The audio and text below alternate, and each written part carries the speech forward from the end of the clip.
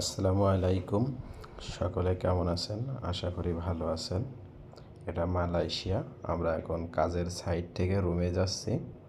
পাম বাগানের ভিতর থেকে এক ঝাঁক গরু চলে আসছে, খালের ধারে দাঁড়িয়ে আছে। গরুগুলো সব এখানে রেস্ট নিচ্ছে।